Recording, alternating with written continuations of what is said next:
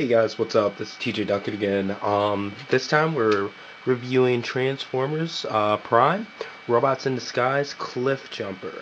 I know that some people list them as revealers and powerizers, but since it doesn't say revealer or powerizer anywhere on this series boxes, I'm just going to go ahead and refer to them by their size classes, which are Deluxe and Voyagers. So let's go ahead and get started.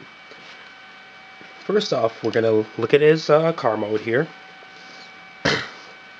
And as you can see, extremely show accurate. Kind of small, not gonna lie.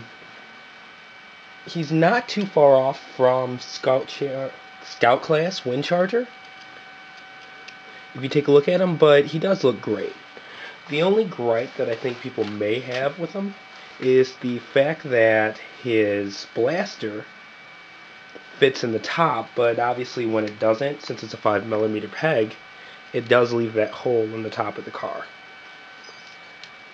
So to me, it's not that big of a deal at all. However, you know, some people are just like that, and I respect if it's something that, you know, throws off the aesthetic for them. And this gun also fits into the, I'll say the gas tank, but there's another peg on the side of the car, if you don't necessarily want it on the top.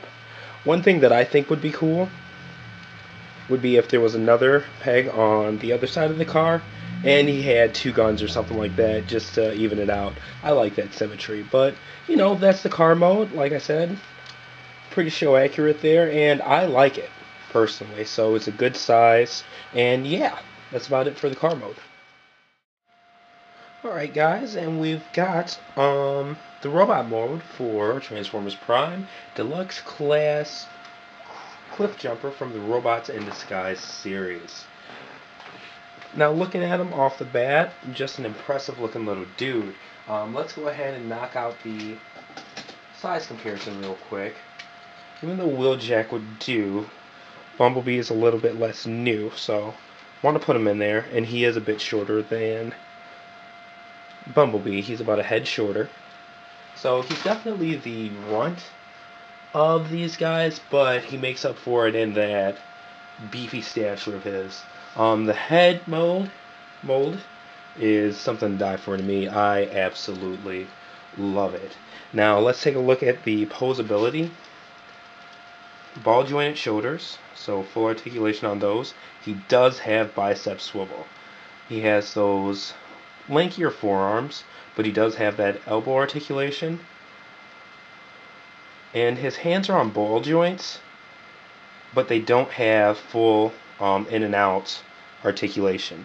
They can go side to side, up and down, but they cannot turn over, unfortunately. So, but definitely not a bad thing. Still a very posable arm, especially for such a small size Deluxe. Now, looking at his legs, of course, he does have the ball joints at the initial top half of the hip. No hip or knee swivel, so no side to side, unfortunately. But he does have fully ball jointed ankles for that foot posability. Alright, now let's take a look at his back. The back is where the majority of his kibble is. He can put his gun on his back for that storage, so that's awesome because of that hole in the top of his car. And taking a look at the weapon itself, starts off as a blaster, just like when he was in car mode. Let's go ahead and have his forearm clipped down well enough.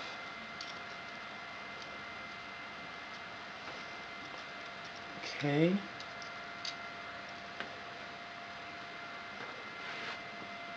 That's what ball jointed ankles can do. Just give him those badass poses. But yeah, there it is in gun mode. And also, just by turning the weapon around, it becomes a mace. And to be honest with you, I love it because as a child, I was a big fan of the original Season 1 Mighty Morphin Power Rangers, the American version of the Super Sentai. And the Black Ranger had that axe that turned into a gun too. So it's awesome. I love that. It's not a direct homage to that, obviously, but it's exactly the same idea. So it's kind of cool to have that throwback for me. But anyway, it's just an awesome figure. I enjoy it. It gets a lot of hate because of the first edition Cliffjumper, which is an awesome toy in its own right, but I like this one just as much. It's definitely not as big, and the reds are a little bit different, but I actually like this more vibrant red more, and I enjoy his face sculpt too. I'm not quite ready to unbox my first edition Cliffjumper, just because if I can sell it for $200, I'm going to scalper. But yeah, when it comes down to it, this is an awesome figure in its own right, and I enjoy it very much. It gets a lot of hate, but at the same time, I think the fandom needs to chill out, realize that the first edition Cliffjumper was limited, and that doesn't take away from this figure simply because he's not the first edition toy, and he is more available. More available doesn't make something suck. This toy doesn't suck. In fact, for my final score, I'm going to go ahead and give it a solid 8 out of 10. Very posable, great look to him, awesome weapon, definitely the best weapon I've seen out of any of this RID line. And yeah, just an overall fun toy. I enjoy him, and he looks very good next to the rest of the crew. Like he really does.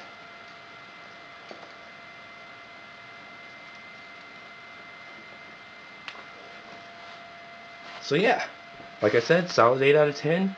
Pick them up. Overall, RID line, love it. Every figure has pretty much been an 8 or below, which is fantastic. But regardless, it's up to you guys and your opinions. I just appreciate you guys watching my reviews. Thank you very much, and have a great one.